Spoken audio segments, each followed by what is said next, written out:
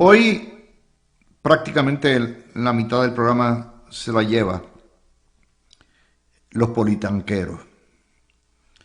Esta mañana, escuchando toda la radio y ayer, noté un tono de desesperación, de angustia, de tristeza, en intentos de la administración y sus allegados en tratar de justificar lo injustificable. De hecho, acaban de escuchar ahora en Carmen Jovet el hombre invisible, el hombre en la Torre Alta que nunca daba cara, que no es presentable en sociedad, que no respondía a nadie. De momento está como el arroz blanco desde ayer en todos los medios de comunicación defendiendo lo indefendible. Y es que no es para menos. Lo que ocurrió ayer es un evento de liquidación de la viabilidad de la candidatura de Jennifer González, destrucción de la credibilidad de su gobierno y un potencial evento de extinción para el PNP como organismo político. Y quiero sentar las bases de dónde estamos y cómo lo presentó la prensa. El vocero frente a frente, Domenech contra Tomás Rivera Schatz. Y pone en subtítulo: Domenech reconoce que no existe un protocolo formal para inhibirse de potenciales conflictos de interés. Es decir, el vocero mordió el anzuelo del subterfugio de las inhibiciones. Y luego pone, Domenech rinde cuentas, es decir, rindió las cuentas, porque el vocero está con Domenech. El Nuevo Día pone enfrentamiento por la venta de Politank. Vamos a seguir buscando la verdad. Y el Nuevo Día en la página 6 dice: quedan más dudas que respuestas. Inferencia de que obviamente nadie sabe quién es el dueño de Politank. Y eso es parte del meollo.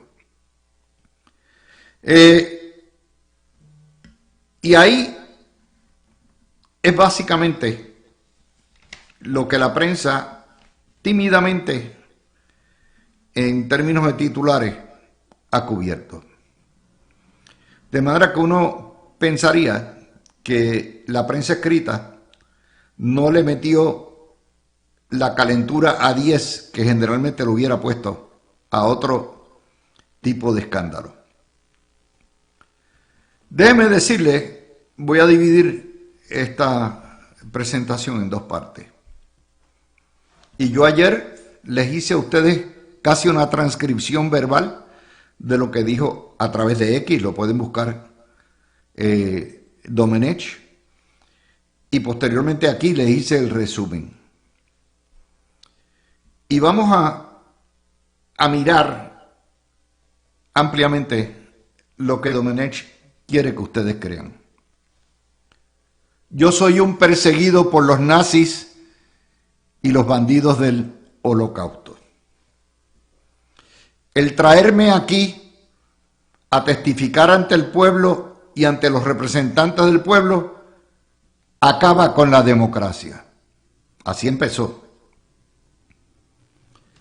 Yo le vendí a un tercero que no conozco, con dinero mío, de mi corporación, 100% de mi propiedad, y no aparece el contrato de venta, y no aparece el cheque,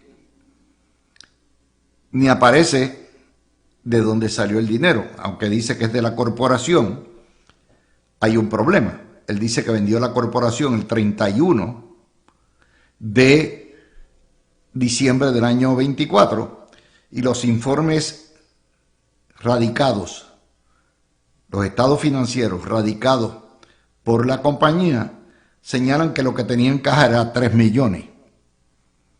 Y si el cheque fue de 4 millones y además fue menos de 4 millones, él dijo, porque había que pagar unos gastos, póngale 2.7, 2.8 millones, digo 3.7, 3.8, entonces alguien tuvo que capitalizar, asumiendo que esto no sea una venta simulada. Seguimos. Lo que dice, las inhibiciones se hacen de boca. No hay reglamento, no hay orden ejecutiva, no hay nada. Es lo que yo diga. Y quien determina las inhibiciones no es la Oficina de Ética Gubernamental, sino mis subalternas, empleadas que determinan qué corporación tiene un potencial conflicto y no pasar ese contrato a él. Va más, señala que él consulta las inhibiciones y los posibles potenciales conflictos de interés con sus empleadas. Pero nos había dicho que él se enteró de que Politank representa clientes en su gobierno por el interrogatorio de 72 preguntas de Tomás Rivera Schatz. Posteriormente se contradice y dice que él se enteró por el registro de los clientes de los cabilderos en justicia. Dos versiones distintas. Dice, yo no puedo hablar estas cosas con mi mujer, pero la mujer aparece allí como su asesora. Dice, la consulta que hizo mi esposa, Verónica Ferraioli, me cobija a mí, a pesar de que hay una carta de Oficina de Ética Gubernamental que dice todo lo contrario, que es individual. Cuando le preguntan entonces quién es el responsable de otorgar los contratos de los clientes de Politank, no, eso es de los jefes de agencia, que él supervisa. Son los encargados de fiscalizar y de otorgar esos contratos, no soy yo. Que Ana Delgado, una empleada menor, es el filtro y el colador de qué debe pasar a él y no a él. Y que Itza García, que ya destruyó el gobierno de Ricardo Rosselló, este es el segundo que está envuelto, es la guía espiritual en cuanto a los conflictos. La vicegobernadora de Puerto Rico. Nos dice que no tiene conocimiento de nada. Cuando le preguntan de todas las áreas, a pesar de que hay una orden ejecutiva, la primera que se escribió, dándole poderes plenipotenciarios y extraordinarios sin precedente, que lo convierten de facto en el gobernador de Puerto Rico y que confirman lo que yo les he dicho, que existe un gobernador Domenech. Pero cuando le preguntan del hospital de Vieques, cuando le preguntan de las rutas de la PR10, cuando le preguntan de distintos aspectos, él no sabe, él tiene que ir a buscar. Tiene NPI de lo que está pasando. Y a mí no me extraña, es un desgobierno.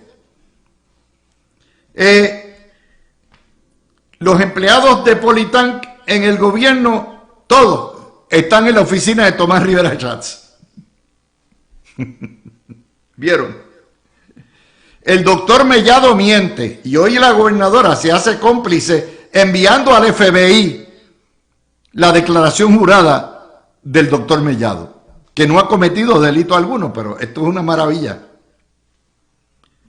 Y menos mal que ellos critican la venganza y el gobierno vengativo y las vendetas y todo eso. los 84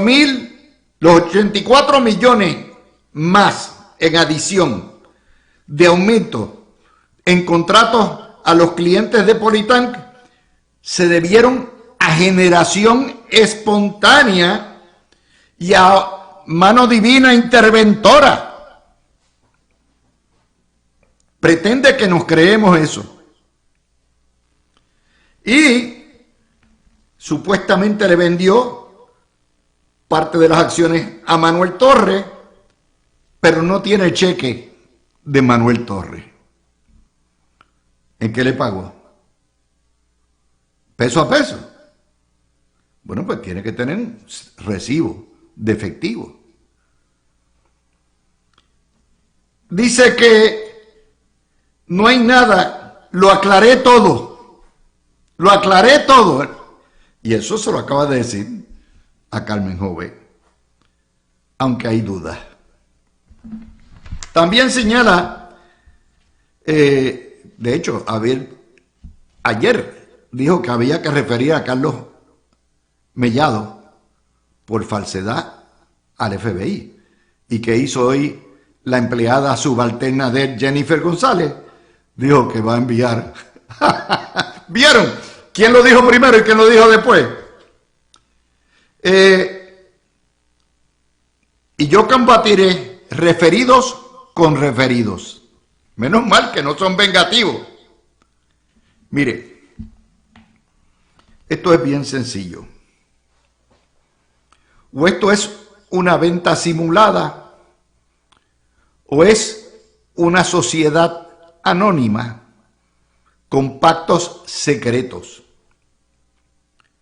Si usted le preguntan en cualquier lugar,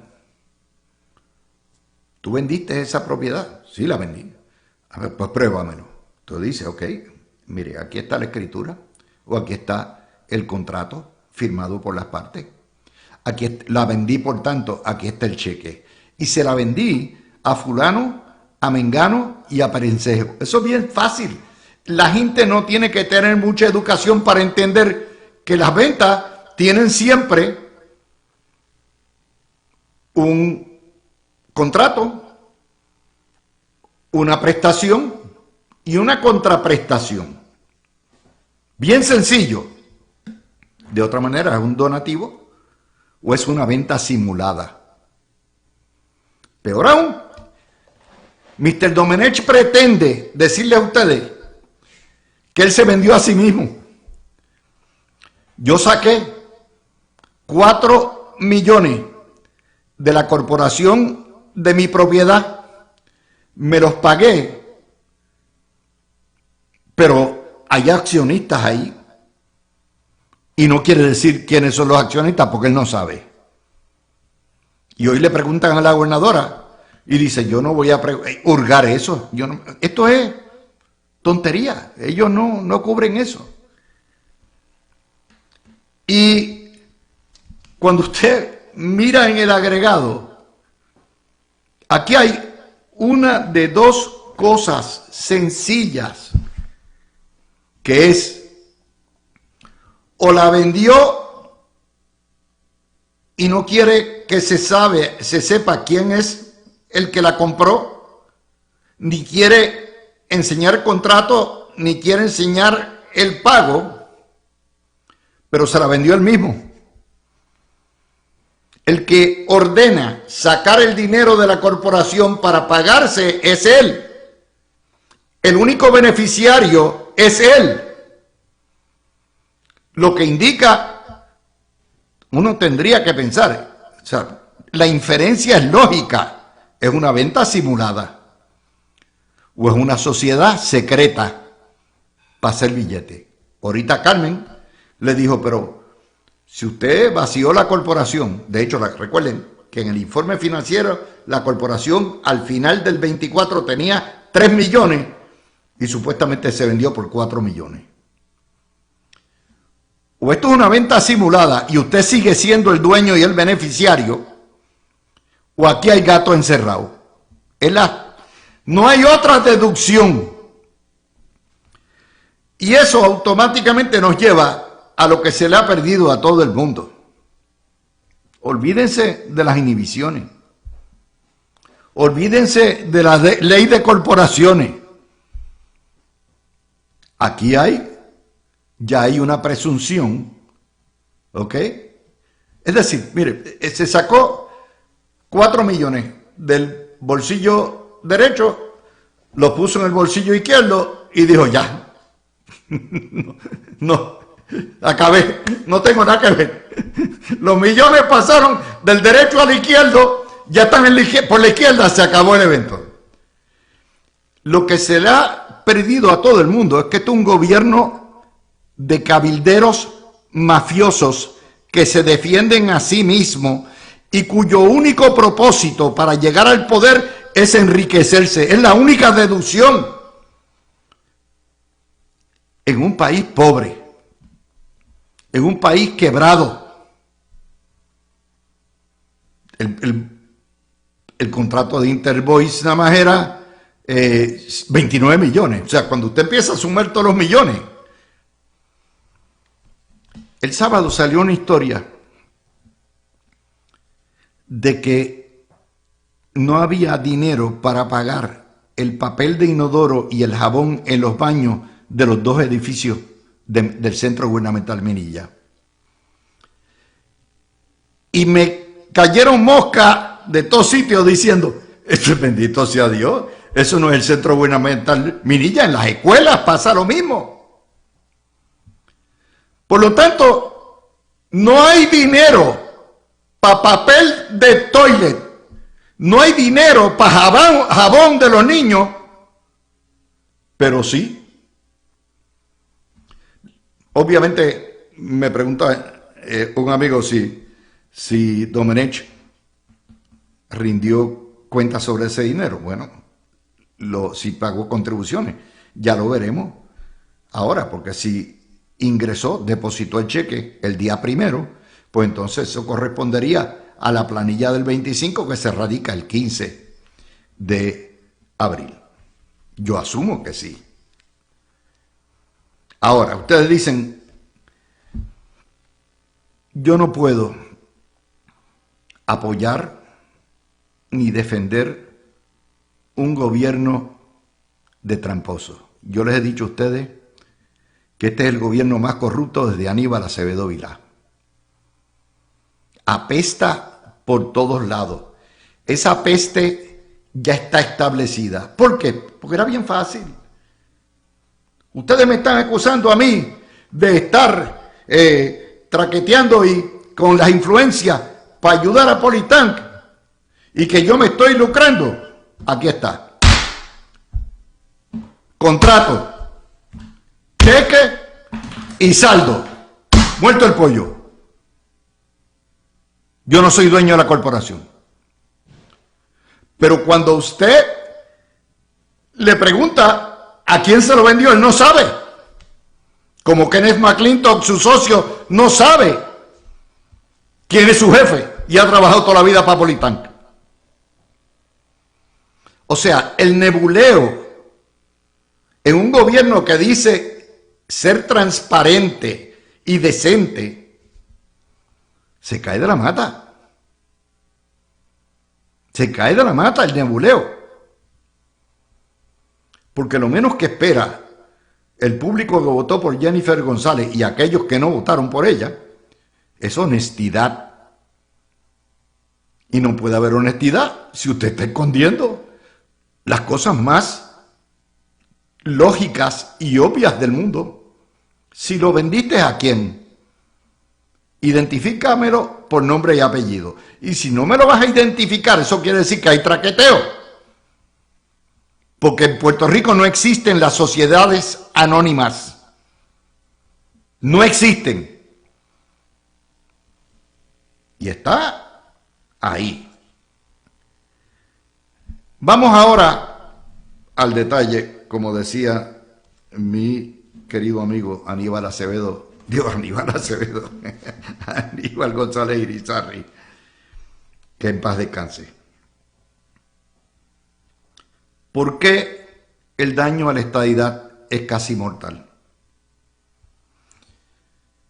Hay cosas que se pegan en Puerto Rico de por vida. las marcas. ¿Se acuerdan de las turbas republicanas? Que se lo inventaron para caerle encima. ¿Se acuerdan de aquello? Pues las turbas republicanas terminaron matando al Partido Republicano. El Partido Republicano no ganó una sola elección a nivel estatal, ganó solamente una alcaldía, el pueblo de San Lorenzo.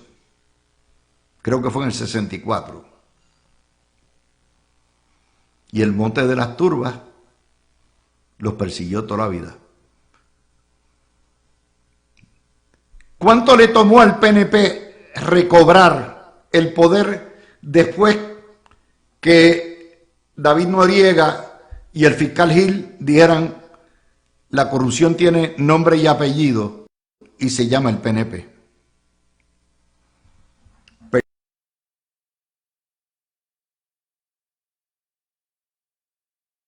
Perdieron en el 20.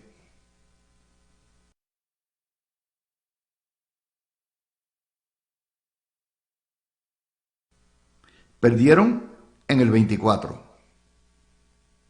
Perdieron posteriormente, perdieron en el 20, perdieron en el 2004.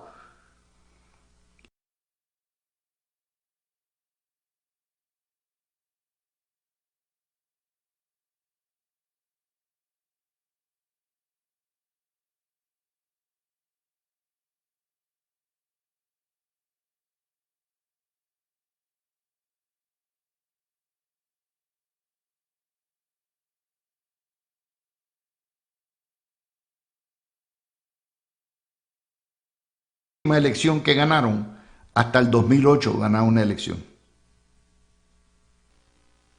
Fíjense, la corrupción es lo peor, que el peor mote que usted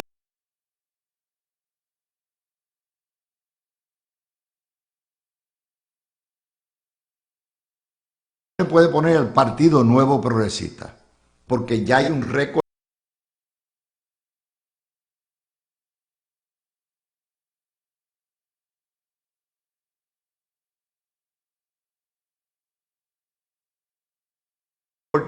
de antecedentes penales.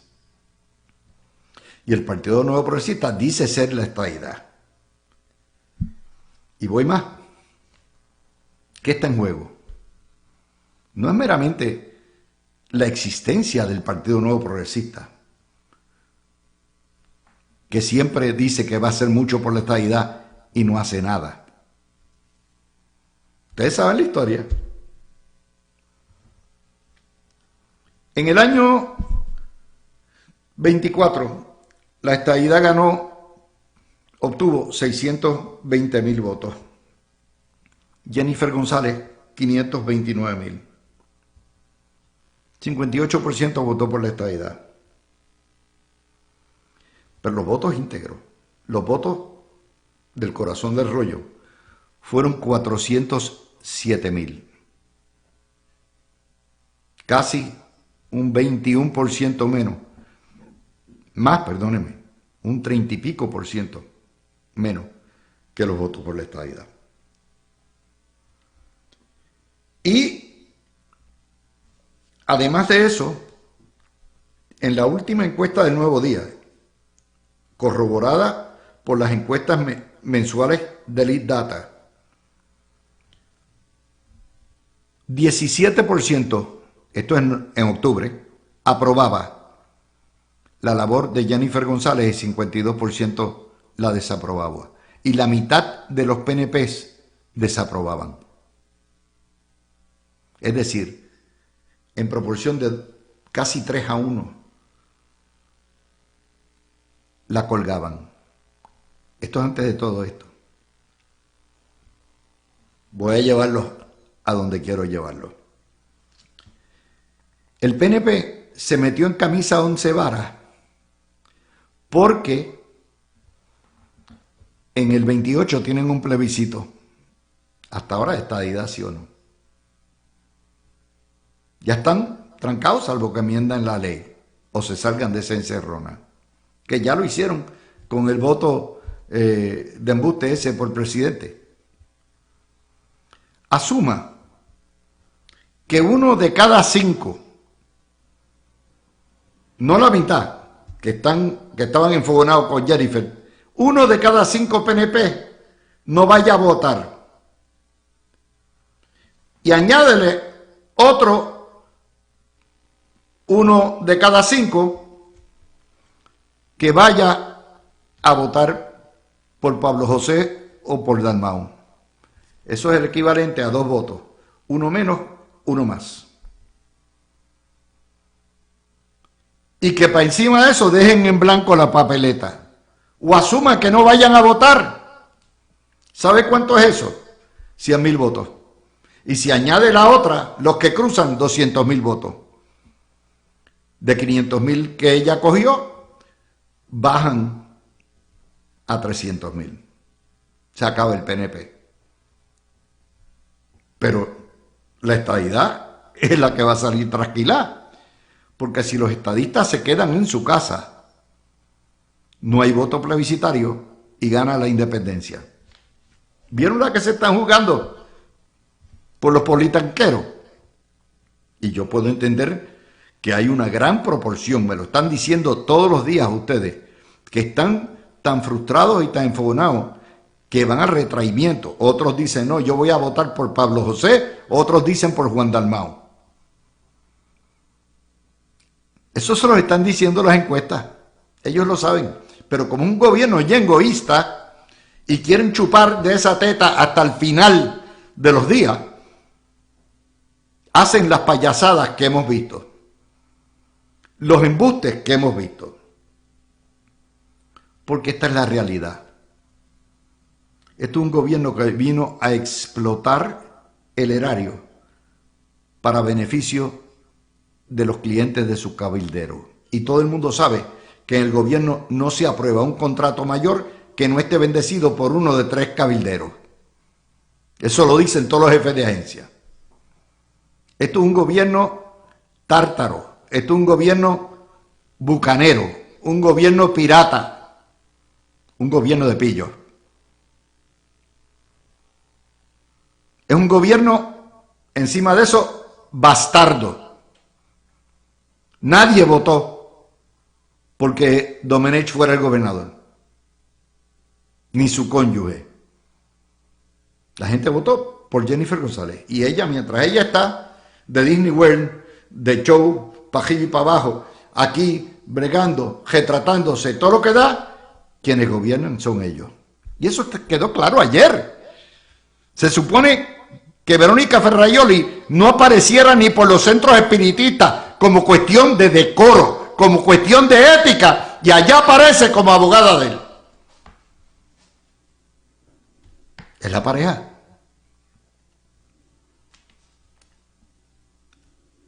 La bandera de La Palma dice estadidad, seguridad, progreso. Este gobierno no ha hecho nada por la estadidad. No puede haber seguridad con corruptos al mando. Y progreso, mucho menos. Porque esa gente juró banderas, juró constituciones. Y una de las cosas básicas de la democracia es el juego justo, equitativo.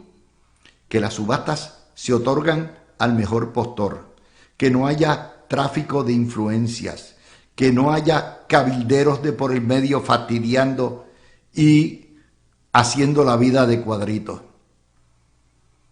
Esa es la base, la honestidad, la integridad de los procesos, lo que se llama el ordenamiento de derecho, es esencial al progreso.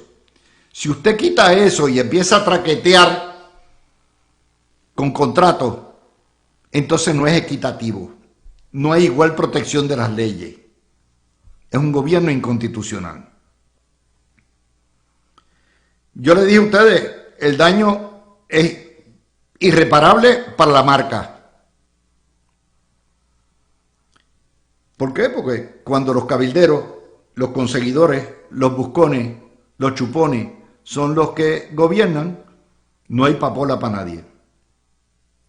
Y el PNP va a tener que aguantar 3 largos años. Faltan todavía 964 días para las elecciones. En política una semana es un año luz. Imagínense lo que falta y van a tener que cargar con esa cruz. No el PNP necesariamente, porque el PNP todavía está a tiempo. Fíjense qué interesante, que aquí me fui. Ahora, nadie ha salido a defender nada más que quién. Abel Nazario, convicto corrupto. La motorizada. Georgie Navarro, que no mucha gente lo coge en serio. Y Ángel Cintrón, el director de campaña. ¿Dónde están los alcaldes? ¿Dónde están los legisladores? Porque todos saben lo que hay en la olla. Todos saben lo que le vienen para encima. Y de hecho, ayer muchos de esos senadores lo que hicieron fueron preguntas bien tontejas, bien idiotas. ¿Por qué a este gobierno le importa un bledo la estadidad? Derrochan millones. No hay papel de inodoro. No hay para limpiarse el trasero. Y hay millones para mis universos. Y millones para ir para el Fitur.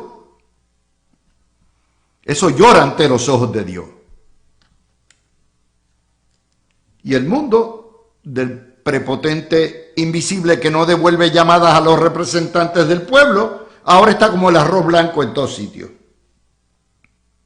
De hecho, dicen que no los dejan gobernar. Eso son excusas.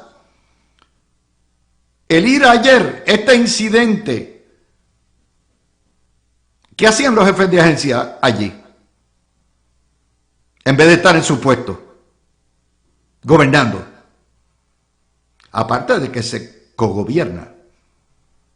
El gobierno constituye de 3 ramas, de las cuales la legislatura es parte. Es un gobierno vengativo, de despidos en masa contra la gente de Pierluisi, de retirar privilegios, de fabricar casos. Si ustedes del PNP están dispuestos a defender eso porque ustedes son yengoístas y ustedes siguen a los ídolos de barro, eso es su problema. Aténganse a las consecuencias. Yo como estadista, como hombre que no he dependido del gobierno, ¿ok? Como hombre que no he dependido del gobierno para vivir, y como estadista primero, segundo, tercero, le puedo decir, yo no puedo justificar esto. Esto hay que combatirlo. Combatirlo con la verdad. Combatirlo con el cerebro.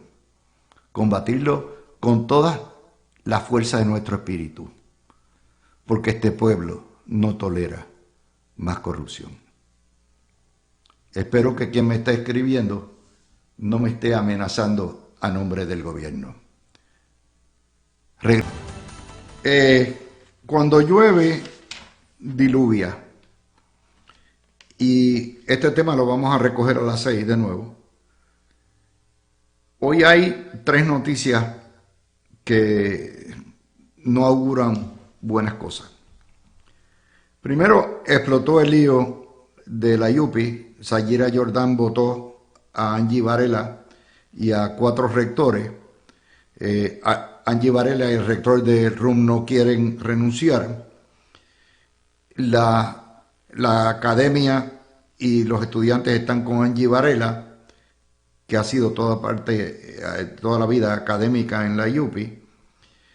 Y esto, junto con el escándalo de los politanqueros, va sentando y va abonando para un clima de barruntos en la Yupi, que conforme al calendario de los socialistas siempre va calentando el año que viene, el próximo semestre y posterior según se acerquen las elecciones. ¿Cómo se va a trabajar con eso? Bueno, pues aquí o la Junta vota a Angie Varela y al rector del RUM o vota a Sayira Jordan, pero esto es chisme time de nuevo y no es bueno. Hoy le preguntaron a la gobernadora y ella dijo: yo no me meto en esas cosas. Sí, ella nombró a Sayira. Esta mañana Carmelo Ríos aquí pidió que votaran a Sayira Jordan. O sea, el PNP está dividido hasta en eso. La segunda nota es algo que hemos comentado aquí a la saciedad. Sigue para abajo en picada la población boricua. Se han perdido 103.300 netos, personas netas, porque es 2 veces la cantidad de muertos que de nacimiento, sin contar los que se han ido.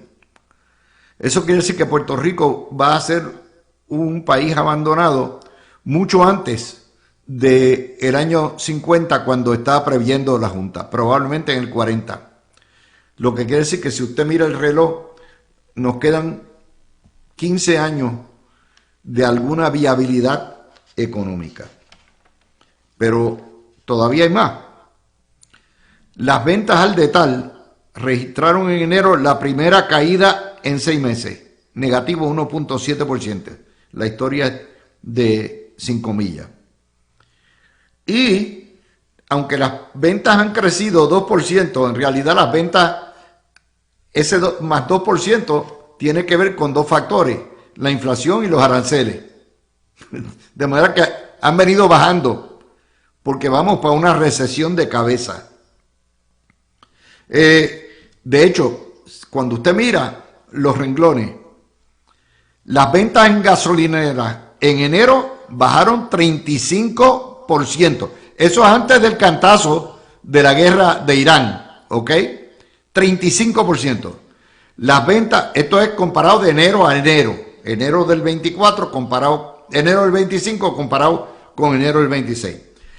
Las ventas de electrodomésticos, televisores, neveras, estufas, 21% bajaron. Las ventas en ferretería bajaron 10%. Las ventas en las tiendas por departamento bajaron 11%. Y las tiendas en la farmacia, las ventas en farmacia 7%. A pesar de que el costo de las medicinas va para arriba. Las ventas al detal habían subido 2.7% en el 25 y medio punto en el 24. Esas 3 noticias es un país que no produce, que produce mínimo, pobre, con un gobierno quebrado. Hay que añadirle al debate de los sindicatos que están criticando la orden dando los días libres en semana, de Semana Santa y a cargo de vacaciones. Y en ese contexto tienes razón. Las vacaciones se bajaron casi de 20 y pico de días después de la Junta a 15. Pero con tanto, de hecho, el año pasado la gobernadora otorgó 13 días libres a cargo de vacaciones. Fueron 13 o no, lo tengo por aquí, ya mismito. En 15 meses, Jennifer González ha autorizado 13 días libres a cargo de vacaciones. Quiere decir que por decreto de la gobernadora, le está robando las vacaciones y le dice: tú la tienes que coger ahora, tú la tienes que coger. Y esto es un problema serio sindical. Puerto Rico tiene 20 días de fiesta, más los 15 de vacaciones, pues está ahí. Pero ciertamente esto causa mucho disgusto, porque mire, la gente le gusta dividir los días de vacaciones. Otros se van de viaje, otros guardan los días porque a lo mejor tienen un procedimiento o tienen un embarazo que requieren más tiempo y prefieren guardarlo, pero es potestad. El dueño de la vacación, una vez ha sido cotizado, una vez está cotizado, el dueño es el empleado. Los sindicatos no tienen problema en que Jennifer González los dé de gratis. Eso no hay problema. El problema es que se los haga a cargo de la cuenta de la vacación. Otro problema más. Lo que les digo, Puerto Rico está al garete.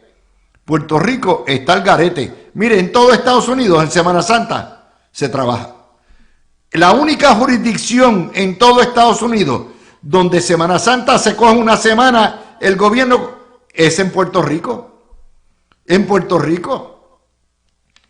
Y cuando se cogen algunos días, es entre Navidad y Año Nuevo. ¿Por qué razón? Un gobierno quebrado. Pues estamos ahí. Vamos a empezar. Hoy tengo a Gregorio y a Mario. Miguel está de luna de miel. Muchas felicidades. Gregorio, vamos a empezar contigo. Buenas tardes, Luis. Buenas tardes, Mario, al público que nos escucha. Y me uno a esas felicitaciones a Miguel en su luna de miel. Esperamos que disfrute mucho y que vuelva y se reincorpora al grupo próximamente. Por lo que veo, lo que hay hoy son buenas noticias para discutir. Esto me complace mucho eso. No, mira, Luis, lo que tenemos aquí realmente lo podemos llamar eslabonamiento, lo podemos llamar el efecto cascada, le podemos poner el nombre que sea, pero aquí lo que hay es, antes de llegar a los problemas económicos y todo, lo que tenemos es una sociedad en una crisis de negación, en una crisis institucional, en una crisis demográfica que no entiende al día de hoy, no quiere entender y está reacio a entender los problemas que hay, por lo menos un sector grande, aquellos que tienen la capacidad de implementar cambios y que no están dispuestos a hacerlo y que vamos de camino a que empeoren cada día más porque no hemos logrado hacer, a pesar de tener toda la evidencia en la cara, hacer los ajustes que hay que hacer. No los hemos hecho en el gobierno, no hemos atendido ninguno de los problemas esenciales de Puerto Rico, ni el costo de luz, ni todavía hemos atendido la seguridad adecuadamente, las instituciones todas no se han querido ajustar tampoco. Tenemos la Universidad de Puerto Rico que no ha querido aceptar, igual que el Departamento de Educación, la baja poblacional y el cambio demográfico en las personas y quieren seguir operando. Tenemos un sector político que está en negación de la realidad y todavía está viviendo en los 70, en la Revolución Cubana y creyéndose que con la crisis van a echar para adelante la independencia, y otro que lamentablemente, que es el nuestro, porque también hay que criticarlo, que teniendo la mayoría y sabiendo que la herramienta que nos podría sacar de muchos de estos problemas es la estadidad, ha preferido ignorarlo y dedicarse a boberías y a ignorar también los problemas principales que tiene la isla. Bueno, es una cosa, fíjate que todo se va acumulando. Sí. La cuestión de quitarle los días de vacaciones y imponerle días de vacaciones es mala administración. Lo que está pasando en la Yupi, mala administración. Y que no me vengan a decir que eso es problema de la autonomía universitaria, porque el que estuvo allí hasta los otros días en la Junta de Directores es el que estaba defendiendo hoy a Domenech, Ángel Cintrón, ¿ok? Así que, y allí tiene a Vanessa Santo Domingo también, que no me vengan a decir que eso no es un lío. Y la cuestión de la recesión, o sea, estamos en el medio de una guerra, en el medio de una inflación brutal, de un año que nos van a llevar el vivir, y el gobierno pues haciendo show y todo eso. Mario. Mira, Luis, Puerto Rico, desde el punto de vista económico, desde el punto de vista poblacional, y yo me imagino que sociológico también, está en un momento de transición, y yo no sé si la clase política se ha percatado de eso, o si lo sabe, no está en un estado de que está enfocado en otras cosas. Y no nos estamos convirtiendo en una república, coincido contigo, sí, poco a poco. espérate. Lo que yo veo es ¿Esa que... es la transición? No, una transición en la cuestión, en la baja poblacional, es a que me refiero. Pero fíjate, y es, la población envejeciente está creciendo. La población productiva está emigrando hacia los estados. Hay muchos menos nacimientos, hay más defunciones, más mortalidad que nacimientos. Entonces, ¿qué sucede? Luis, ¿desde hace cuánto tiempo uno no ve una tienda de juguetes? Número uno. ¿Desde cuándo uno no ve una tienda de ropas de bebé? En los supermercados, la cantidad de comidas de bebé que hay ha disminuido, se ven menos. Los lugares de distracciones para niños han bajado, porque hay menos niños, hay menos población. La población estudiantil, tú sabías que en cada año la población estudiantil de primer grado es menor, cada día está bajando, es menor que la del año anterior, tú sabes, y es mayor que la del año que le sigue, o sea, está bajando continuamente. Por eso han cerrado tantos colegios en Puerto Rico, por eso hay escuelas públicas que han tenido que cerrar, porque en el lugar donde esas escuelas están prácticamente no hay población estudiantil. Y entonces la UPR, la Universidad de Puerto Rico, en la población universitaria ha disminuido bárbaramente. Hay profesores, por primera vez en la historia, hay un excedente de profesores universitarios, mayormente en el área de las humanidades, y la UPR ha perdido una cantidad de estudiantes exorbitantes. Ahora, tú hablaste también de la cuestión esta de las vacaciones. Los gobernantes, esto que ha hecho la gobernadora Jennifer González, pues no es nuevo, esto lo han hecho todos los gobernantes que vienen y dan los días con cargo a vacaciones.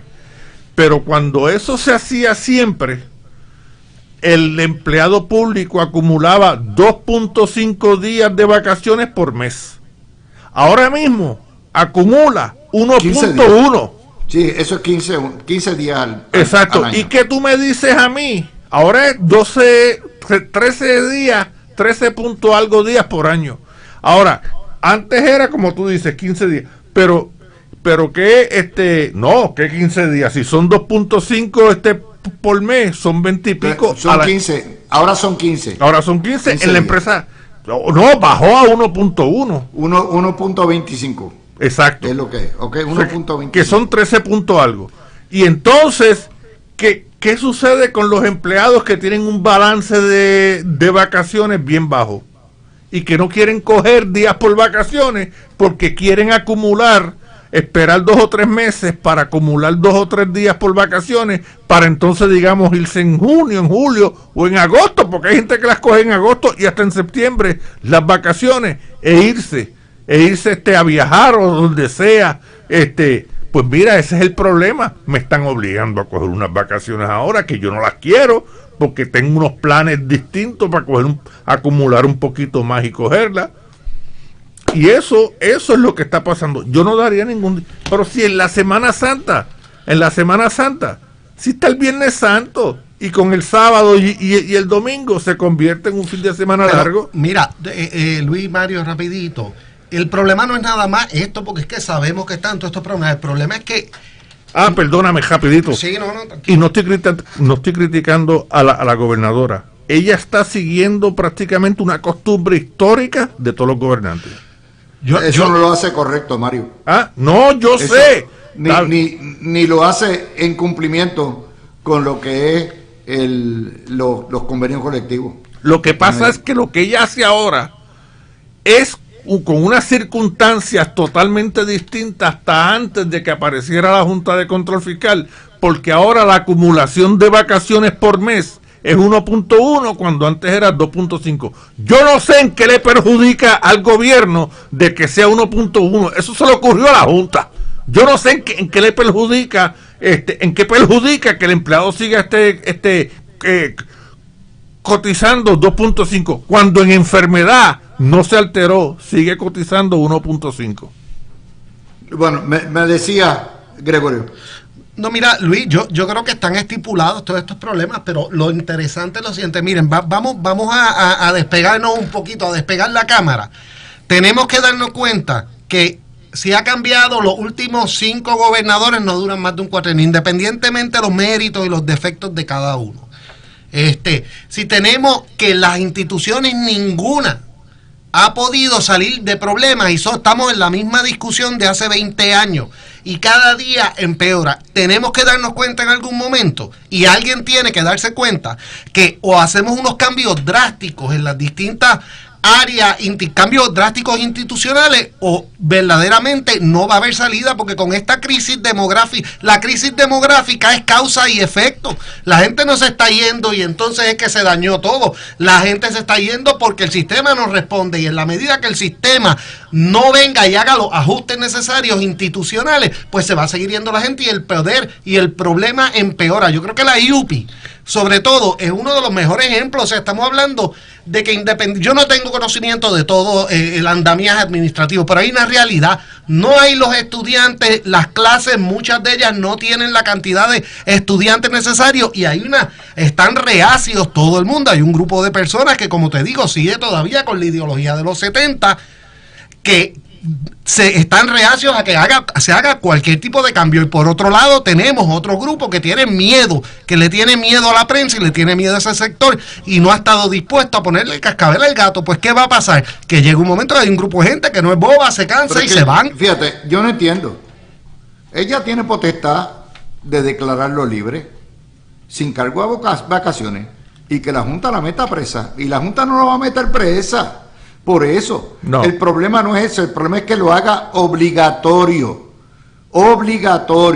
Y entonces, lo otro es, fíjense, eso es ganar indulgencia con escapulario ajeno. El escapulario es del pueblo de Puerto Rico, que es su dinerito, y las vacaciones del empleado público. Y entonces, indulgencia es para que voten por yo. Aquí está, el día del viernes negro, aquí lo tienen. El día de Nochebuena, aquí lo tienen. El día de Año Viejo, aquí lo tienen. En Víspera de Reyes, aquí lo tienen. El 24 y el 27 de julio, aquí lo tienen. O sea, cuando vienes a ver Semana Santa, toda la semana le agotaste las vacaciones. Y las vacaciones es un fondo de reserva que tiene el empleado para imprevistos, ¿verdad? No solamente para descansar, sino para imprevistos, que siempre los guarda para cuando los necesite, porque o se enferma y no le dan la licencia de vacaciones, o alguien en la familia se enferma y lo tiene que cuidar. Ustedes lo saben que es así. El problema, Luis, el problema, Luis, es que si ella da los días libres, sin cargo a nada, simplemente cógetelo libre que yo te lo pago, pues eso es una medida extremadamente populista, tipo Evita Perón. Es populismo, claro. Pero el problema es que te estoy pagando un dinero por no hacer un trabajo. No con cargo a nada, ni a enfermedad, ni a vacaciones, ni nada. Y entonces, aunque es una medida que al empleado que la recibe le va a caer súper bien, pero va a haber gente que también es un aumento de salario indirecto. ¿Por qué? ¿Por qué? Porque te están pagando por un día que no trabajaste, pero eso te aumenta. O sea, es un aumento de salario porque es 2 días menos que trabajo, 13 menos. Bueno, el problema es cuando te lo cargan a la vacación. Sí, bueno, indirectamente, aunque no aumente el rate por hora, hay una ficción ahí, como si aumentara. Completo. Es verdad. Exacto. Es verdad. Bueno, voy a hacer la pausa y cuando venimos con el gobierno de los politanqueros. Vamos a este gobierno ya oficialmente gobernado por explotadores en beneficio de cabilderos y de conseguidores y de todo esto. Vamos a ir con el tema. Yo entiendo que el daño a la estadidad puede ser irreparable. Este es el tipo de escándalo que no solamente mata una candidatura y liquida un gobierno, sino que derrota un partido y que produce a la misma vez que pudiera producir un exilio masivo de estadistas que ya se hartaron de la colonia y se hartaron del PNP y que se vayan, y son votos permanentemente perdidos. Empiezo contigo, Mario. Esto es inusitado, no se había visto antes. No, mira, en el año 2000 el PNP perdió no por la corrupción per se, sino por cómo se manejó la corrupción. Y había un coraje en la base después de las elecciones por la cuestión de la corrupción, pero entonces ha sido un elemento cíclico. Y el problema es que aquello fue tan dramático, aquella administración de Pedro Rosselló, que hasta está documentada, aún con toda la obra que él hizo, está documentada como que es la administración más corrupta en la historia política de Puerto Rico, que cualquier asomo de corrupción, eso como que crea unas ondas electromagnéticas negativas en la base del PNP. Lo que sucedió ayer, lo que Domenech llegó allí, y yo lo felicito, lució valiente, y se mantuvo coherente, se mantuvo ecuánime, pero la gente que lo vio, yo que tuve hoy contacto con mucha gente en la calle, no le creyó. Miguel Velázquez, el profesor Miguel Velázquez decía, si hay algo que te huele mal, hay algo que tú lo ves mal, lo más probable es que sea ilegal. Y ayer mucha gente levantó las cejas, hoy todavía, que es la comidilla del día, esa vista de ayer, pues mucha gente lamentablemente no le creyó a Francisco Domenech, y quien recibe el daño directo o colateral o directo o todas las anteriores es la gobernadora de Puerto Rico. Aún con las nimiedades de preguntas que hicieron algunos senadores del PNP, de que si no se hizo esto, tal hora, que aún así con esas preguntas la administración quedó mal, y aún con las preguntas de Nisa Morán y de la motorizada, que recibieron preguntas de la fortaleza para ellas hacerlas, aún así lo que sucedió ayer ha caído bien mal en la base del PNP y afecta a la estadidad definitivamente. Voy contigo, Gregorio. Pues mira, Luis, yo creo que lo primero que dijiste sobre el efecto sobre la estadidad y el efecto, yo creo que es bien importante resaltarlo, y ya tenemos un precedente sobre esto, y es precisamente el ejemplo que da Mario. Y es que lo que vimos en las elecciones pasadas, verdaderamente, es el resultado, es una generación precisamente que sale de esa crisis de corrupción, que obviamente incluyó, quiero aclararlo también, incluyó obviamente, y todos aquí lo sabemos, una parte de persecución política grande, una manipulación de la información para pintar a un ideal entero como corrupto. Pero eso ocurrió en efecto, y una generación entera se crió en eso, y se crió con una suspicacia hacia el Partido Nuevo Progresista y hacia el movimiento estadista en estos aspectos particularmente, y en las pasadas elecciones precisamente es donde ya podemos empezar a sentir el efecto de esa generación que ya viene en la mayoría de edad y en el voto y en una participación mucho más activa en la sociedad. Así que, teniendo eso como ejemplo, cualquier cosa que hagamos en ese mismo sentido, lo enmarquemos dentro de eso, evidentemente ya tenemos la evidencia, tiene un efecto directo sobre el partido y eventualmente sobre la demografía, porque eso es parte de la fe pública en las instituciones y la capacidad de mejorar, y a la larga sobre el ideal.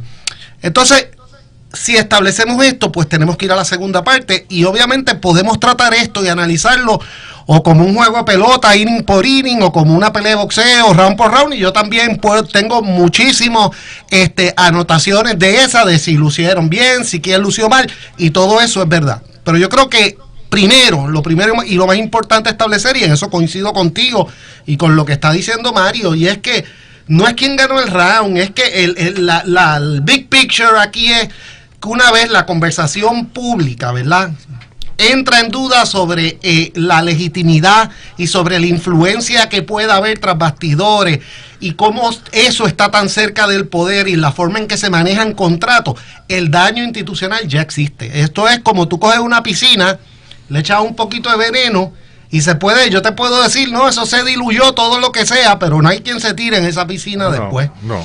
Y eso es lo que pasa, que es que el daño institucional está, y en la medida que esta discusión siga y estemos bregando con un issue, primero, tan nocivo públicamente, tan inflamatorio, y número 3, tan técnico que no hay, mira, es que no hay forma de que esto te lo puedan digerir y tú puedas justificarlo públicamente completamente. Pues yo creo que el daño está y eso trasciende, como tú bien dices, el espectáculo público y todos los aspectos particulares que los podemos discutir con mucho gusto.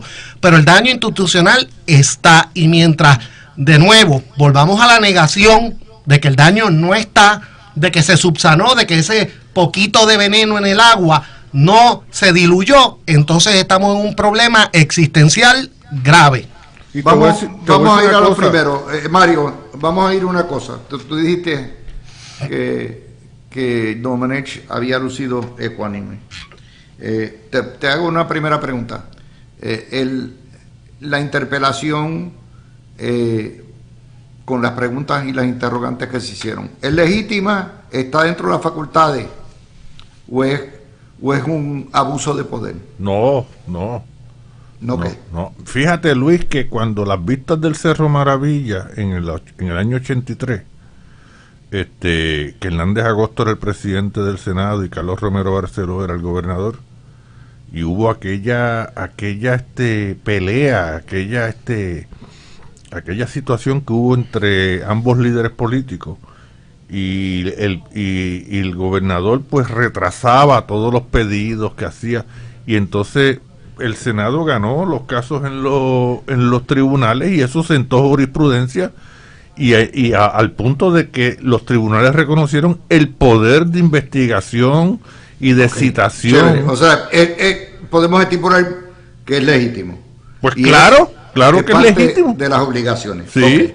Por lo tanto, llamar a esto macartismo, nazismo, llamarlo que es básicamente como los nazis que mataron a todos los judíos. Por favor. Decir que esto es chavismo. No, por favor. Ahí no hay ecuanimidad. No. Y bueno, ya tú empiezas. Está bien. No hay ninguna. Pues es está que bien. no es comparable. Bueno, Luis, está bien. Pues vamos. Bueno, no voy a entrar en la definición de ecuanimidad. Voy a tratar la cuestión de las expresiones de Domenech en cuanto al nazismo y todas esas cosas.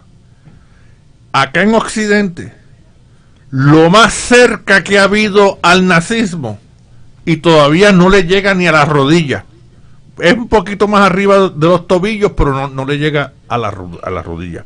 Es la dictadura argentina del 76 al 83, donde desaparecieron 30.000 personas. No, aquí en ningún otro lugar del hemisferio ha habido algo que se acerque a eso, jamás. Perdona que te interrumpa, pero antes de que dijera eso, en el ejemplo exactamente que estaba pensando, era aquella vez que trajeron al editor argentino a cuestionar a Pedro Rosselló por unas medidas que había tomado, y Pedro Rosselló le contesta, no, de dictadura saben ustedes, no me venga aquí usted a hablar de dictadura, y precisamente de eso estaba hablando. Pues cómo... déjame cambiar la palabra. Yo usé ecuanimidad y ya Luis me corrigió. No, eso no corregiste. Espérate, Luis. Llegar a la verdad. Está bien. Pues, cuando uno corrige es porque la corrección es la verdad. Pero Luis, le salió a Luis lo de lingüista, que tiene razón. Pues no ecuanimidad, se veía tranquilo, por lo menos de momento en muchas ocasiones se vio tranquilo. Ecuánime, pues está bien, ya tú me corregiste. Bueno, hay otra cosa, y si no se explica a quién vendió. ¿Perdón? Si no se explica a quién vendió. No, eso es ¿Cómo le pagaron?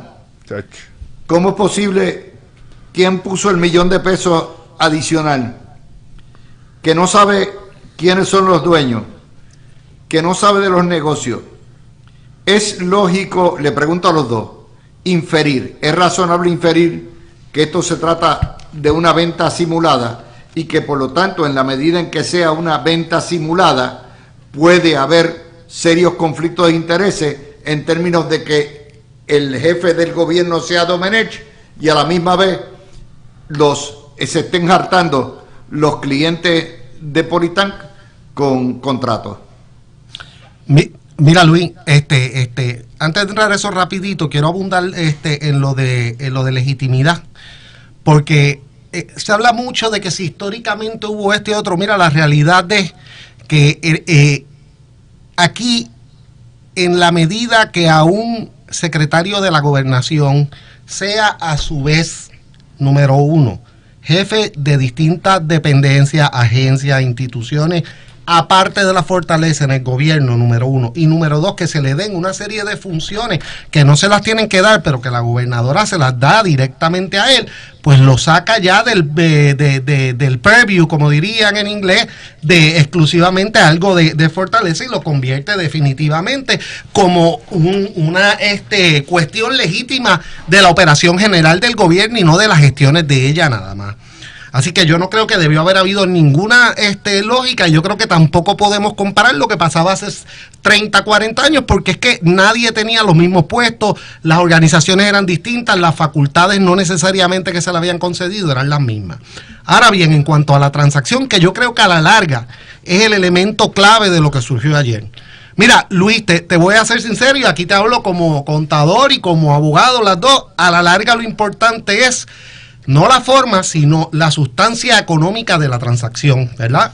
Y obviamente nosotros no tenemos todos los elementos, no sabíamos la situación económica, qué activos tenían, qué otras personas hay envueltas, y todo eso es legítimo preguntarlo. Ahora, desde afuera, sin tener todos los facts, yo sí voy a decir algo. La realidad es que, asumiendo, ¿verdad?, que la corporación, esto no es una corporación que es dueña, presumiblemente, no es que tiene un inventario, porque lo que da es servicio, no es dueña presumiblemente de 20 edificios y 10 carros, o sea que el negocio principal de verdad es el servicio per se. Al tú sacar $4 millones de ella, la realidad es que tú estás descapitalizando prácticamente completa la corporación, y entonces tú te tienes que preguntar. Se llama desguazarla. Claro, tú te tienes que preguntar. Corporación, una liquidación, básicamente, o una extracción completa.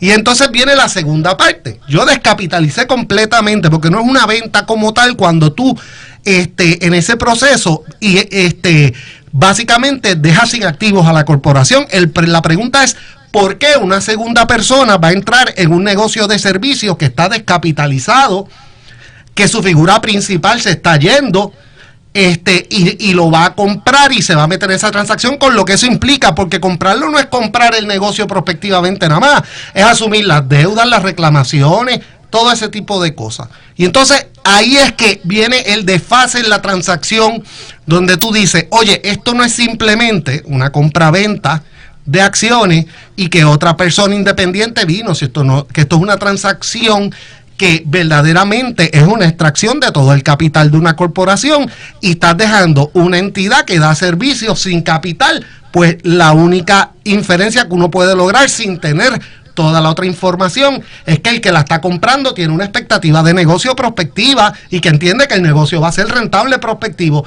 Tan es así que con el cambio de liderazgo, que eso uno no lo espera en una entidad así de servicios profesionales, donde no es una entidad grande, sino el proveedor principal se está yendo, está duplicando la cantidad de contratos que tiene. Pues evidentemente no se descapitalizó, pero no había una intención verdadera de que dejara de operar, sino que meramente se estaba extrayendo todo el capital con la expectativa de que prospectivamente iba a producir mucho más dinero, y que eso no, y que no estaba en juego les pregunto una cosa. Si Domenech hubiera presentado, uno, el contrato de compra-venta, identificado la persona o personas que le vendió, y puesto el cheque que le pagaron, ya se acababa la controversia, ¿verdad? Porque ya esa es una prueba fehaciente totalmente. Vendí contrato, cheque y se lo vendió a fulano. Pregúntenle a fulano. Pero si no hay un fulano a quien preguntarle, y esto es una empresa que representa los clientes más poderosos que tienen contrato con el gobierno, entonces, ¿a dónde vamos? ¿Qué se infiere? Luis, y que quería añadir algo de esto, porque y esto me lo ha preguntado mucha gente y por eso lo aclaro para que todo el mundo sepa. Sí se puede, sí es posible que una corporación compre a corto plazo todas sus acciones, pero únicamente eso se hace en los casos donde verdaderamente eso es una medida transicional para que venga otra tercera entidad a adquirirla o para facilitar una fusión o algo así. Es bien inusual que se utilice ese método específicamente cuando ya tú tienes identificado un tercero que es un individuo que va a adquirir los activos de la corporación. Y quiero hacer una aclaración. Yo puse un Twitter. Decía, esto no es un gobierno, esto es un prostíbulo. Seguida, Cucuza Hernández sacó la baraja femenina. No, está acusando a todas las mujeres de prostitutas en esta administración. No, señora. Es que hay prostíbulos el donde gobierno no hay prostitutas. Es una casa de leocinio, sí, de cabilderos, de conseguidores, de buscones, y de eso es que se trata. No, jamás implica ni cerca una imputación a las buenas funcionarias públicas que dan su tiempo a esto. Así que no me trate de sacar esto. Aparte que lo dije en el Twitter, para que lo entienda, para que quede claro, para que no vuelvan a fabricarme un caso. Y como ustedes son fabricadores de casos, ustedes son unos abusadores, no se apure, que el tiempo le va a llegar a ustedes. Además, yo no tengo contrato como Cucuza. Fíjate, Luis, una cosa es el país legal y otra cosa es el país real. Vamos a poner que todo lo que se le cuestionó a Francisco Domenech está en lo legal. Ok, pero ¿qué sucede? Que la gente no entiende esa cuestión de lo de la transacción de Politank, y entonces hubo otros elementos en la vista de ayer que la gente no los entendió. El lego, el puertorriqueño lego. Pues ¿qué sucede? Al no entender eso gira en contra de Domenech y de la gobernadora. Aun cuando estuviera diciendo toda la verdad, aun cuando estuviera completamente en ley, como es algo complicado, es algo bien técnico, pues la gente, lo estoy poniendo desde el punto de vista de la proyección, pues la gente entonces, al no entender eso es un elemento que gira en contra de la gobernadora, y la política es lo real, no lo que realmente es. Pero tú sabes que, Mario, yo creo que la política es lo que se ve, no lo que realmente es. Pero no solo lo estás viendo desde el punto de vista de la opinión pública, yo creo que es legítima para asumir. No tenemos toda la información de la transacción, evidentemente, y obviamente antes de uno evaluar la sustancia económica de algo, tendría que tener los estados financieros, quién compró, cuánto, bajo qué condiciones. Eso es demasiada información, y obviamente los que estructuraron la transacción son gente competente que saben esto de antemano. Pero yo creo que lo correcto es eso. Llega un momento donde la complejidad es tal, donde pierdes al público en general y lo que queda es volver a la pregunta esencial y básica, y es, ven acá, esto me crea a mí suspicacia, el hecho de que tengan que darme esta explicación tan compleja para algo tan posiblemente nocivo dentro del gobierno. Hace lógica, y evidentemente el 99.9% de las personas van a decir, espérate, aquí hay algo que no me gusta y que me parece que no es cónsono con la buena administración pública, independientemente si en efecto tú puedas decir, mira, bajo el marco estricto de la ley esto se puede hacer, o bajo el marco estricto contable o de la ley de corporaciones esto es un vehículo aceptable. O sea, y a eso es lo que voy, debería uno. Mira, yo puedo entender que tú no quieras revelar el contrato. Yo puedo entender que tú no quieras enseñar el cheque. Oye, pero ¿qué razón hay para no identificar ¿a quién le vendiste? Los compradores. El problema es, Luis, es fácil. El problema es que muy pocas personas tienen la capacidad económica. Fíjate, si se hubiera dado un cheque y tú dijeras, no, aquí hubo un préstamo, se dio un financiamiento, pues la gente dice, pues contra. Pero el problema es que de la forma que se está presentando, mira, aquí se dio todo el un dinero que estaba en caja de la corporación. Pues entonces eso limita mucho la cantidad de personas que cualificarían para comprar ese tipo de negocio, porque estamos hablando de $4 millones en efectivo. No, oye. 4 millones que no tenían, porque de acuerdo al informe financiero de la empresa, lo que tenían era menos de 3 millones. Exacto. De manera que alguien puso 1 millón y pico, ¿ok? Exacto. Y ese alguien, si existiera y no fuera esto una venta fatula, no tiene por qué esconderse. No hay por qué esconderse, ninguna. Digo, salvo que y en ese sentido, a pesar de todo lo que habíamos hablado ahorita, y yo coincido con la posición de que yo creo que lo que en el sentido del secretario de la Gobernación, lo que pasó aquí es, había una expectativa de que lo iban a apabullar o de que no iba a ir, y en la medida que él fue, él confrontó, él contestó las preguntas, independientemente sea razonable o no, pues eso crea obviamente se contraposiciona a esa expectativa que había. Pero yo estoy de acuerdo, o sea, aquí la clave, lo que hubiera acabado, le hubiera acabado el juego en las manos al Senado ayer, hubiera sido, mira, tú sabes que la persona que adquirió a la larga una entidad fue algunos términos por cuestiones no se pueden expresar, pero ellos son. Si usted tiene preguntas, si usted tiene una pregunta, claro, diríjasela a ellos, porque fíjate que la contestación de la gobernadora hoy es, tienen que hacerle las preguntas a los dueños,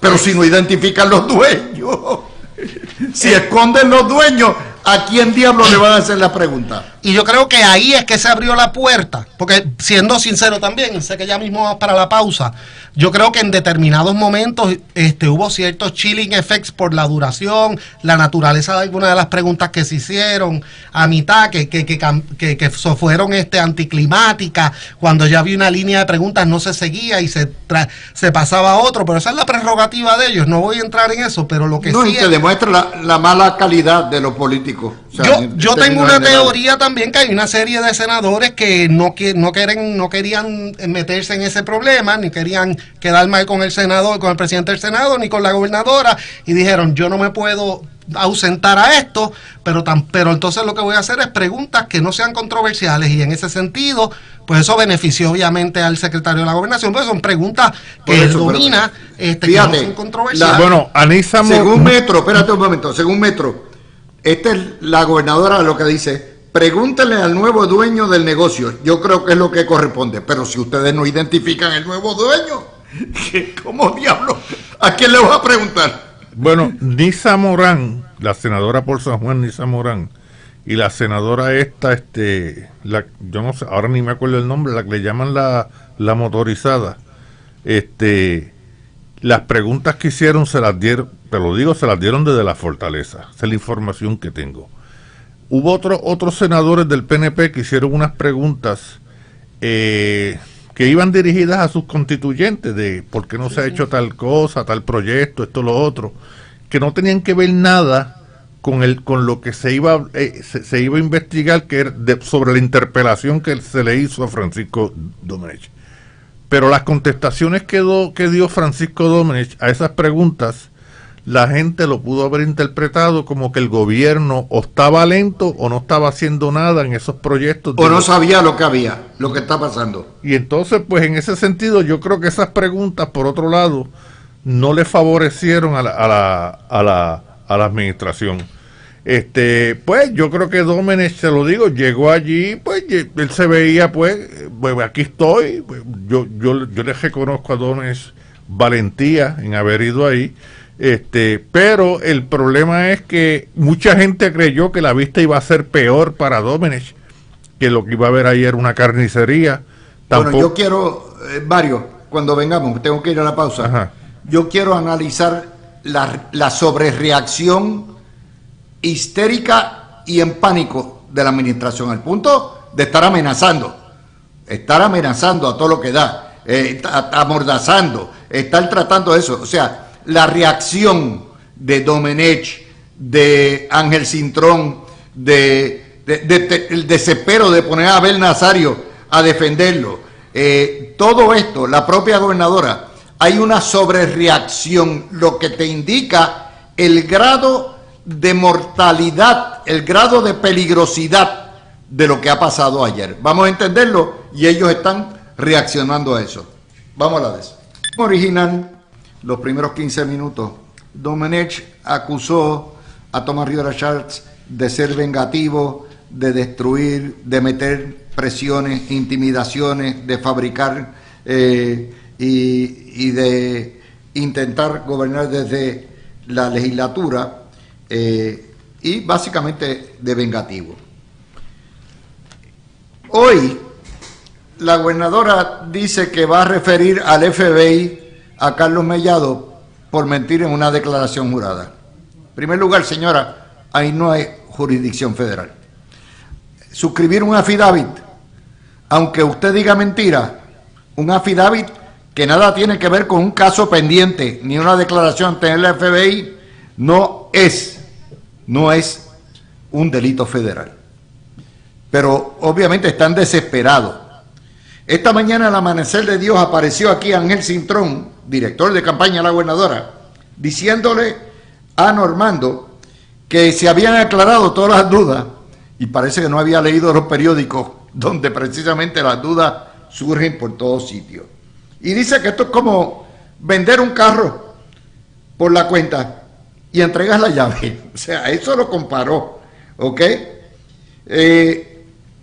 Cuando usted mira inmediatamente Domenech, que es un hombre invisible que no había salido ni hablaba, ni ha dado cara a la prensa durante 15 meses, aparece en todos los programas y empiezan o sueltan a Cucuz Hernández, Cucuz Hernández, que es contratista de gobierno, para que venga a amenazarme de que yo he dicho o dejé de decir en el Twitter, que es mi libertad de expresión, por cierto. Yo puedo decir y pensar del gobierno lo que me dé la gana, ¿ok? Ya estamos hablando de desespero total. Hay una urgencia de tratar de borrar lo que se ha dicho o lo que no se ha dicho, y obviamente esto a mí, ¿verdad?, me indica que esta administración está muerta. Ya está, cójanlo ahí. Mira, Luis, sí, porque son actores que no hablaban. Por ejemplo, Ángel Cintrón, Abel Nazario, pues eran personas que luego de las elecciones, luego de la campaña pasada, pues se mantuvieron callados, no hacían expresiones, no hacían manifestaciones y volvieron, en el caso de Ángel Cintrón, volvieron a su vida cotidiana, y Abel pues siguió su vida cotidiana, y entonces salen como tropas, como unas tropas que salen entonces a la pelea, ¿verdad? Y lo digo en el buen sentido de la palabra, no los estoy criticando. Pues entonces lo que viene a la mente es que es una estrategia, y es normal, se entiende que sea una estrategia, ¿verdad?, para poder mitigar los daños, porque si tú sales victorioso en algo, tú al otro día tú te quedas callado, porque ya ganaste, y que los perdedores pues entonces justifiquen su derrota o lo que sea, ¿verdad? Pero yo creo que lo que se vio ayer, pues el daño está hecho. Yo creo que esta administración lamentablemente está en precario. Yo voté por Jennifer en las elecciones pasadas, la defendí, empezando el cuatrenio la seguía defendiendo, pero esto ha llegado a una espiral donde yo creo que ella está afectada. Yo creo que todavía le queda tiempo para una rectificación de errores y ir en una dirección donde pueda recuperar ese terreno y después ganar terreno, y al final de la jornada poder ganar las próximas elecciones. Pero está ahí a punto de pasar la raya, la línea de no regreso, donde ya tú no puedes regresar. Porque o sea, fíjate que ella está en tierra arrasada. El que se me pare de frente lo meto preso, que son los referidos. Lo meto preso. Está en tierra arrasada. Sí, y cuidado, que lo está haciendo con contratistas de gobierno, ¿ok? Y yo creo, ¿verdad?, que en el caso de Abel, que es una persona que yo quiero y admiro mucho, Abel fue una de las personas que despidió el duelo de mi padre cuando lo enterramos de allá en Yauco, y es una persona que lo adoro como amigo, como compueblano. Pues tú lo que piensas es que es una estrategia. En el caso de Ángel Cintrón también, que después de las elecciones, como dije, pues entonces ya estaba en su vida cotidiana practicando su profesión, y pues es una estrategia que lo que le hace pensar a uno es que ellos tienen que saber que ayer no fue un buen día. Ok, no hubo un overkilling contra Domenech. Para mucha gente, pues Domenech, entienden que Domenech pues salió mejor de lo que esperaban, pero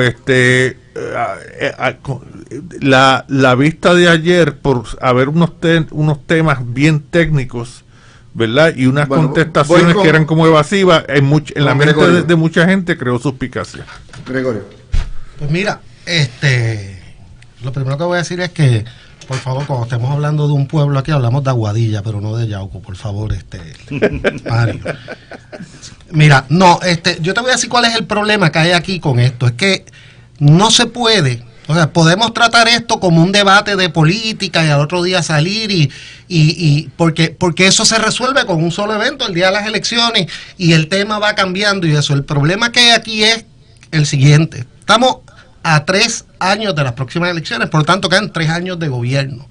Y este es un asunto que, independientemente, vamos a salirnos de la cuestión técnica y todo, o sea, yo no tengo los elementos para saber si fue legal, si no es legal, si todo. El problema que hay es que lo que es innegable es que hay una sombra ahora mismo sobre este asunto que es imposible salir de ella de un día para otro y que va a venir arrastrando todos los días el gobierno, todo el gobierno, y que va a servir de gancho para controversias futuras, porque en la medida que, por ejemplo, venga otro contrato y tú puedas identificar que la firma sea la firma que los está representando, ya traes el tema de nuevo. O sea que esto es un tema que, distinto al de unas elecciones, que tú puedes mover la discusión pública 1 o 2 días y transicionar a lo próximo dentro de tu esquema preparatorio para las elecciones, tú no puedes estar 3 años contestando las mismas preguntas.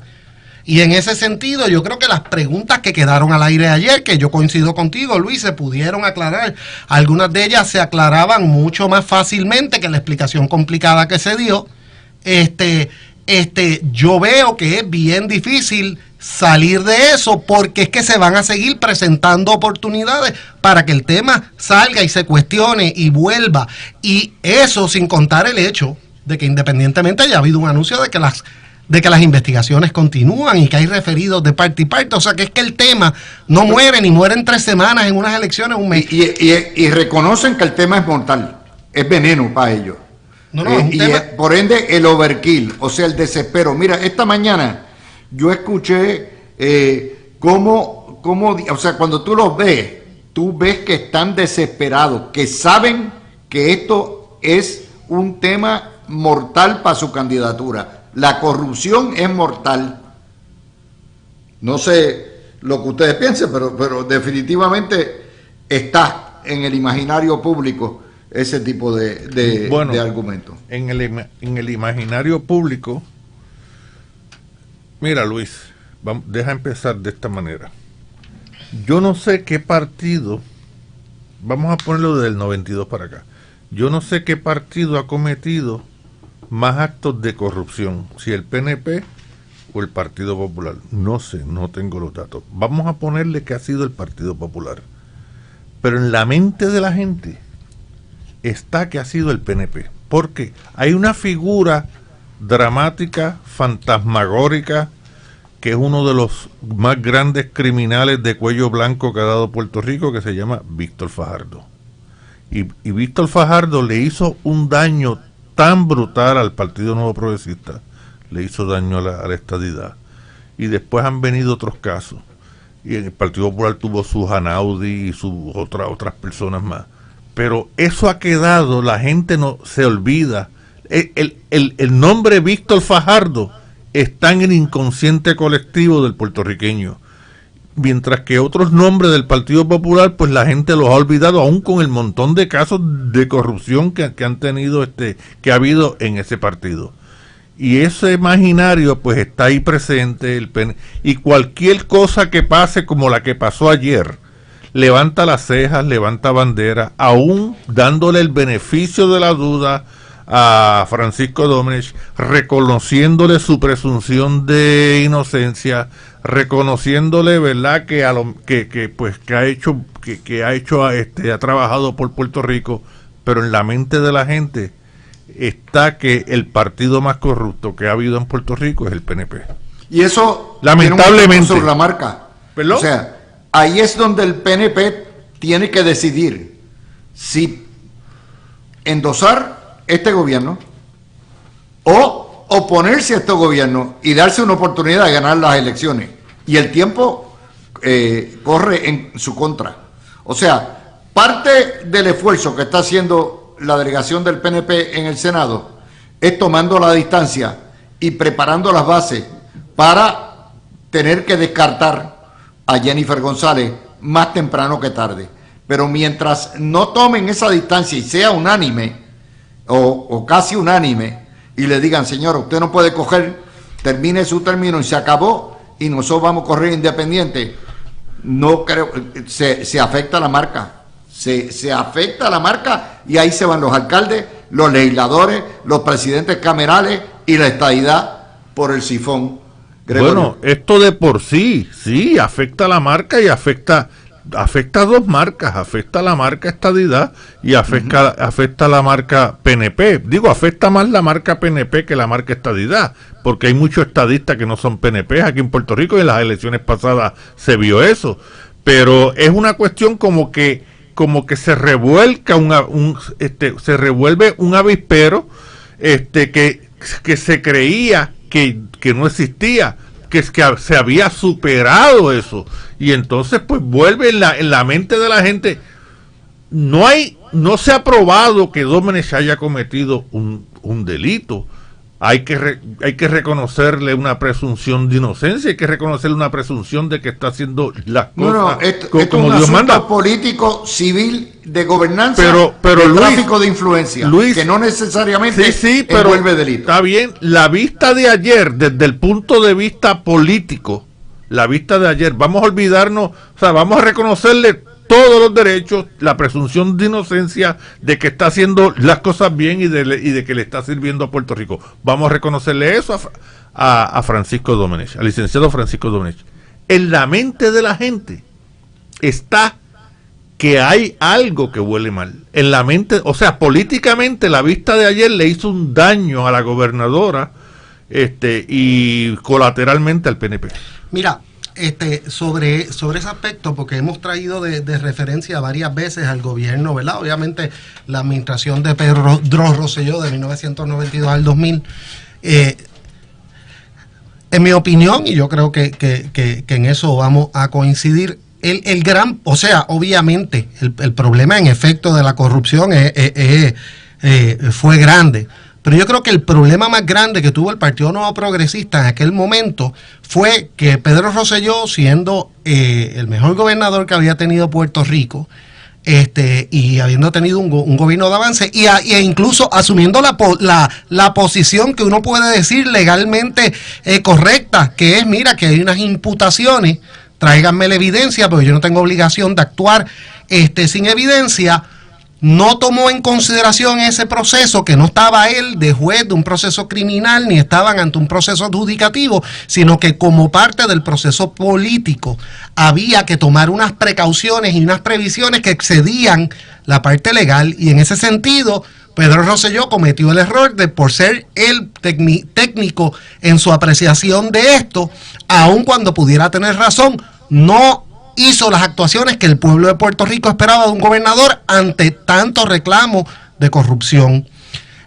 Así que no es un issue nada más de si en efecto pasó algo o no, es que el gobierno tiene que tomar unas previsiones, y en ese sentido yo creo que uno de los errores que cometieron ayer, que también pudo haber mitigado el impacto público, fue a sabiendas de que aquí habían aspectos que, les guste o no, olían mal para el pueblo, se haya hecho mal o no, debió haber, y yo es mi opinión, que debió haber habido cierta humildad en el proceso de decir, mira, tú podías adjudicar ciertas cosas. Tú podías, por ejemplo, decir, mira, ustedes tienen razón, no estaban escritas estas cosas. Eso nosotros, aunque entendemos que no se hizo de esa manera, prospectivamente ustedes tienen razón, vamos a emitirla e incluso estamos en la mejor disposición de trabajar con la legislatura para establecer esas normas que sean aceptables para garantizar que la operación siga como yo quiero. Ese proceso de humildad hubiese traído consigo el decir, espérate, la persona no solo está dando fe de que él se está comportando correctamente, sino que mira, tenemos que darle beneficio a la duda porque él reconoce en el proceso no errores que impliquen un delito ni nada, pero sino él reconoce que este proceso es de mejoramiento continuo, que es el error que cometió, como dije ahorita, Pedro Rosselló, de no aceptar que en esta etapa las apariencias eran importantes. Y en este caso lo pudieron hacer de nuevo. Están juzgando mal, en mi opinión, el hecho de que lo están tratando como si estuvieran bregando con un debate de una elección y no están bregando con el debate de una previo a una elección. Están bregando con un going concern. Pero el fabricar casos lo hace peor todavía. La gente odia a los abusadores. Por lo tanto, si tú empiezas particularmente utilizando contratistas del gobierno para empezar a caerle arriba a otro y fabricarle casos, tienes un problema de corrupción todavía mayor, porque estás abusando y explotando el poder para llevarte a tu enemigo político. Me parece a mí que eso es parte, Luis, por eso, del tema. Ese es el otro extremo de lo que me refería de la humildad. O sea, si por un lado lo que uno espera es en el proceso cierta humildad de que los procesos gubernamentales siempre pueden mejorar y que la apariencia pública es esencial para las instituciones, y eso en ese sentido no se vio ayer, pues recurrir en lugar de aceptar eso al otro extremo, que es empezar a radicar casos y acusaciones, pues obviamente te pone en precario, porque yo estoy de acuerdo contigo, la gente si aborrece algo son ese tipo de injusticia a tal nivel que el Partido Popular, abusando de eso en el año 2000 y creyéndose que tenían cuadradas las elecciones por 20 años corridos, porque habían barrido el piso con el Partido No Progresista, les explotó la estrategia en la cara porque se les vio la costura y el pueblo de Puerto Rico los rechazó. Por eso digo, uno nunca puede subestimar, los procesos son imperfectos, nadie espera. A veces uno tiene que reconocer las situaciones y tiene que ser un poquito más humilde en el sentido, humilde intelectual y moralmente, de uno decir, oye, esto está bien, esto lo aclaramos, oye, me estás trayendo un buen punto. No tienes que adjudicar nada, tú no tienes que adjudicar que tú cometiste un delito si tú entiendes que no lo cometiste, ni que hay nada ilegal. Pero yo creo que fue evidente en la vista, como mínimo, que las garantías que ellos entienden que hay, no las hay, que no son necesariamente suficientes. Y yo lo hubiera adjudicado sin ningún problema. Si yo estoy sentado allí, yo le digo, mire, usted tiene razón en eso, no, lo estamos haciendo correctamente, pero usted tiene razón, debe estar consignado. Y mira, tú sabes que prospectivamente yo estoy de acuerdo, es más, yo entiendo que debemos enmendar la ley para que quede claro, y yo no tengo ningún problema con ir a ética gubernamental, a presentar las cosas prospectivamente. Ahora, esa no es la ley ahora, pero cuando tú te tiras a una esquina y dices, yo lo hice todo bien, aquí no hay nada que cambiar, tráiganme la prueba, que fue lo que hizo Pedro Rosselló con los casos de corrupción, independientemente tú tengas alguna justificación académica o filosófica sobre eso, pierdes al pueblo en el proceso. Y el problema es, y esto, que estamos entrando ya, o hemos entrado ya, en el devenir político histórico de Puerto Rico, en la época de la desafiliación. El porciento de desafiliación en Puerto Rico es bien alto, y tú te das cuenta en las elecciones pasadas cuando la estadidad sacó el 58% y Jennifer el 41%, una ventaja, una diferencia de 17 puntos porcentuales. ¿Cuántos en esos 17? Hay populares, porque hay muchos populares, creo que alrededor de 30,000 populares votaron por la estadidad. Eso es conservadoramente reconocido en privado por líderes del Partido Popular. Pero también ahí hay ex-PNPs, porque es una nueva figura política que hay en el firmamento histórico de Puerto Rico en este siglo XXI. No es el ex-PNP, que no está afiliado, se desafilió, pero se identifica como ex PNP. Y eso pues son los nuevos tiempos. Bueno, hay un nuevo pájaro en el ambiente, los politanqueros. Bueno, gracias a Gregorio y gracias a Mario. Mis amigos, gracias a todos ustedes por estar en sintonía con este servidor y nuestros compañeros de panel.